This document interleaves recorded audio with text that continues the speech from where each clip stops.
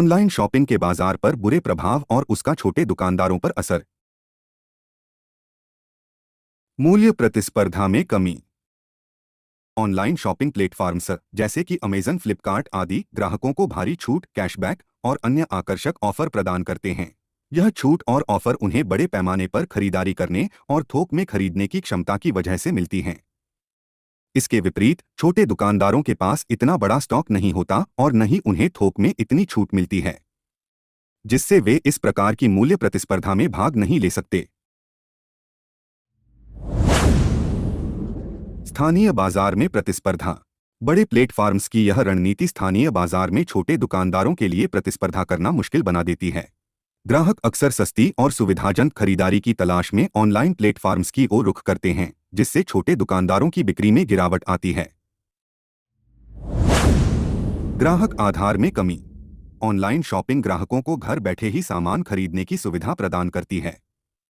यह सुविधा खासकर शहरी इलाकों में ग्राहकों को छोटे दुकानों तक जाने की बजाय ऑनलाइन शॉपिंग की ओर आकर्षित करती है। ग्रामीण और शहरी दोनों क्षेत्रों में प्रभाव, यहाँ तक कि छोटे कस्बों और गांवों में भी स्मार्टफोन और इंटरनेट की पहुंच बढ़ने के साथ लोग ऑनलाइन खरीदारी की ओर रुख कर रहे हैं। इससे उन क्षेत्रों में स्थित छोटे व्यवसाय भी प्रभावित हो रहे हैं, जहां पहले स्थानीय दुकानों का दबदबा था। स्थिर लागतों का बोझ। छोटे दुकानदारों के लिए किराया, बिजली, स्टॉकिंग और श्रम जैसे स्थिर खर्चे होते हैं, जिनका उन्हें हर महीने सामना करना पड़ता है। ऑनलाइन प्लेटफॉर्म्स के पास ऐसे खर्चों में कमी होती है, क्योंकि वे बड़े गोदामों से सीधे डिलीवरी करते हैं या आपूर्तिकर्ताओं से सीधे जुड़ते हैं। इन उच्च लागतों के साथ छोटे दुकानदारों को अपने उत्पादों की कीमत कम करने में कठिनाई होती है, जिससे उनका लाभ मार्जिन भी प्रभावित होता है।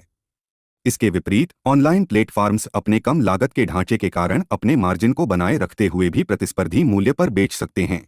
ऑनलाइन प्लेटफॉर्म्स के साथ प्रतिस्पर्धा करने के लिए छोटे दुकानदारों को डिजिटल मार्केटिंग, सोशल मीडिया और ई-कॉमर्स प्लेटफॉर्म्स का उपयोग करना आना चाहिए।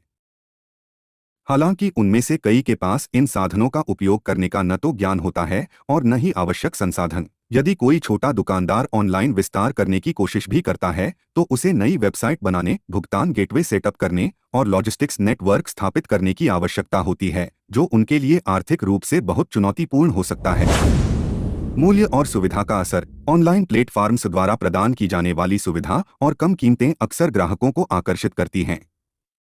इससे जो ग्राहक पहले स्थानीय दुकानदारों के पास हमेशा से जाते थे, वे अब ऑनलाइन शॉपिंग की ओर रुख कर लेते हैं। इससे छोटे दुकानदार अपने वफादार ग्राहकों को भी खो सकते हैं।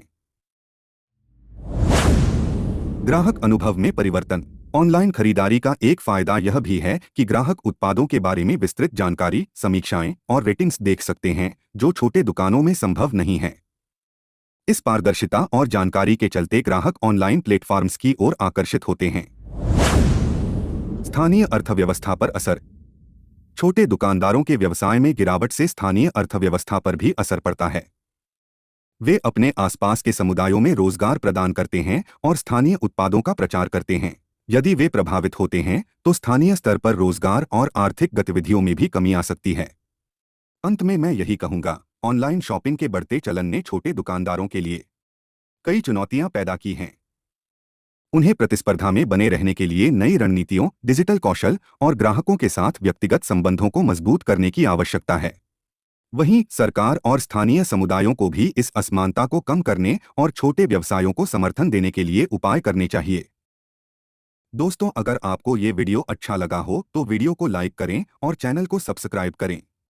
आज के इस विषय पर अपने विचार भी कमेंट बॉक्स में जरूर साझा करें। धन्यवाद।